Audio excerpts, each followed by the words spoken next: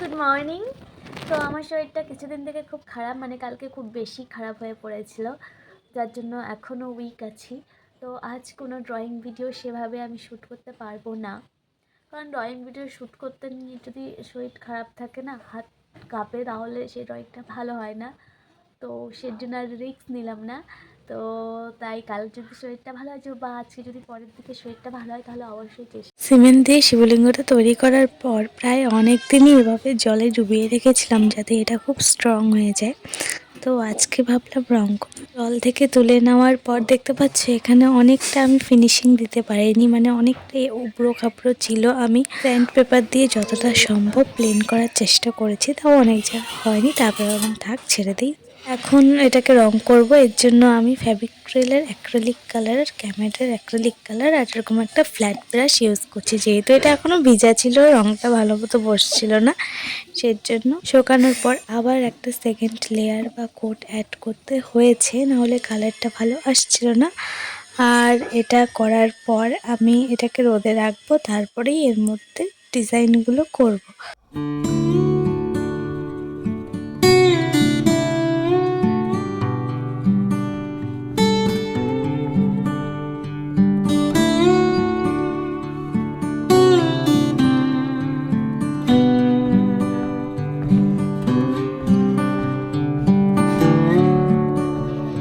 রোদে রেখে দিয়েছি, এরপরে এটা শুকাক কিছুক্ষণ। আমি বারান্দায় বসে বসে গাছগুলোকে দেখছিলাম।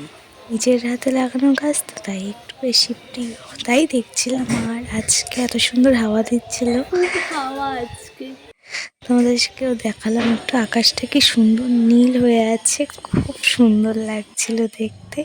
আর এই মাটির থালাটাও পেন্ট করলাম। তো এখন সন্ধে হয়ে গেছে, আমার শরীরটা অনেকটাই ভালো আছে, কিন্তু খুব কাশির কারণে পিঠটা, কোমরটা, পেটটা খুবই ব্যথা করছে। কিন্তু হ্যাঁ, অ্যান্টিবায়োটিকগুলো খাওয়ার পর মুখটা এত তেতো হয়ে গেছে, আমি কিচ্ছু খেতে পারছি না। মনে হচ্ছে আমাকে কেউ নিম পাতা বেটে খাইয়ে দিয়েছে, কোষ্ঠেতে তো যাই খাচ্ছি তেতো লাগছে। তাই ভাবলাম একটু টক টক করে ফুচকা বানিয়ে খাই। তো সেটাই এখন মা আর আমি খাবো। থালাটাকে কেন মুছে ফেলছি তার একটাই কারণ, এর রাতে আবার আমি একটা নতুন ডিজাইন করব। প্রতিবার তো নতুন থালা কেনা সম্ভব না, তাই এটাকে স্যান্ড পেপার দিয়ে ভালো করে ঘষে ঘষে ওঠাচ্ছি। যতটুকু হলো হলো। মাটির থালাটাকে আবার রিউজ করব, তাই ভাবলাম এটার রংটাকে তুলে ফেলি।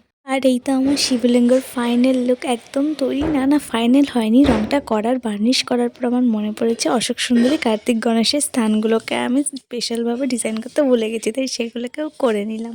তোমাদের দেখাবো যে মাটির থালাটার রংটা তোলার পর আমি এখানে কি করার চেষ্টা করছি। হ্যাঁ, এখানে আমি নিজের একটা পোর্ট্রেট আঁকার চেষ্টা করছি মাটির থালায়, তাও প্রথমবার। নিলাম চুলটাকে কালো রং করে ফেললাম। স্পার্ট পরের ভিডিওতে এটা দেখতে পেলে এটা মাটির থালায় আমি আমার নিজেকেই আঁকছি। জানি না কেমন হবে, কিন্তু এর নেক্সট পার্টটা আমি নেক্সট ব্লগে আপলোড করব।